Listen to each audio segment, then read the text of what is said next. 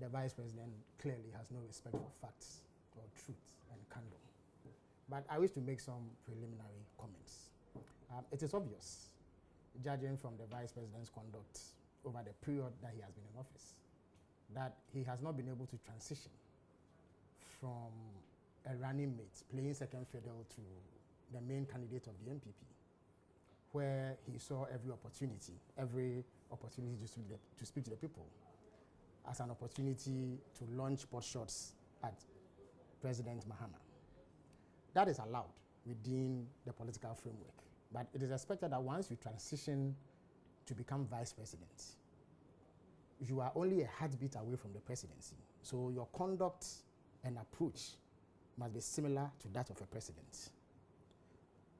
You must bring sobriety and reflection and depth to the office. It would appear, rather unfortunately, that our vice president believes in a jocular approach, an approach that seeks to usurp the function of ordinary serial callers and communicators. How? I mean, look, I have seen vice presidents. I saw Vice President Dakar. I saw Professor Mills when he was vice president. I saw President John Mahama when he was vice president. And then there's a late Parkwesi Emisa, a consummate gentleman.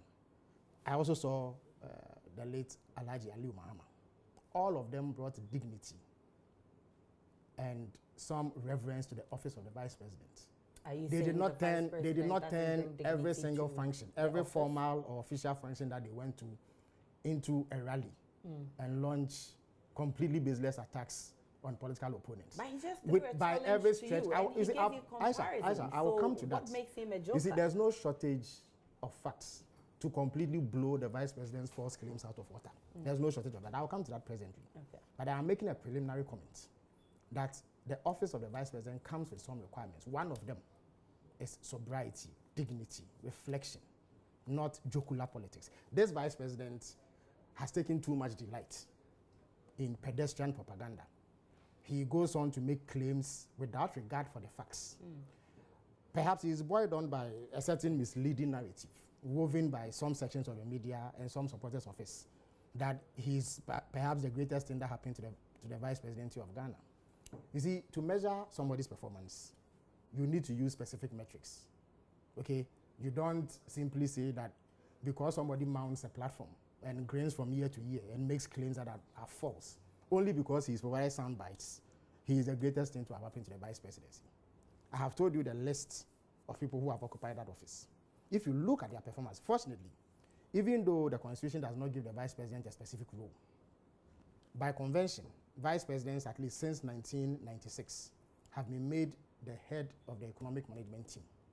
So it provides a very objective platform to assess their performance. If you look at it, if you were to use that criteria, Dr. Bawumia cannot hold himself out as the best thing to have happened to the vice presidency. Let's look at some critical economic indicators which fall directly under the purview of the vice president as head of the economic management team. The most important of them is the growth rate. Okay, so President Mahama was vice president between 2009 and 2012 when the late President Mills died. In 2009, the economy of Ghana grew by 4.8%. In 2010, we grew by 7.9%. In 2011, we grew by 14.4%. And then in 2012, we grew by 9.3%. If you do an average, it comes to 9.6%. Dr. Bawumia, since he's been vice president, in 2017, the economy grew by 28.1% as head of the economic management team. In 2018, it dropped to 6.3%. This year, it is 6.5%. Next year, it is projected to be around 5.4%. If you do an average calculation, it comes to around 7.6%. On that alone, there's no basis for the claim that he is the best thing to have happened to the vice president. Now, let me move on to the specific claims that he makes. You see, it is not excusable for a vice president to set out to tell outrageous falsehoods. There are instances where you can slip a bit, you can make a minor error, perhaps based on lack of a specific set of facts. But in instances where there is a glaring, there is glaring evidence, which is contrary to the facts that the vice president puts out, he cannot be excused. The claim that President Mahama does not have a legacy in the northern part of this country is a ridiculous lie. And I regret to have to be that blunt. It is a ridiculous lie.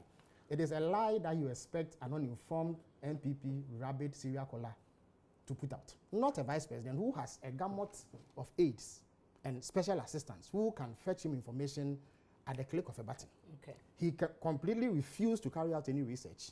Or if he had that information, he chose rather to be dishonest and put out information that is false. Look, the reality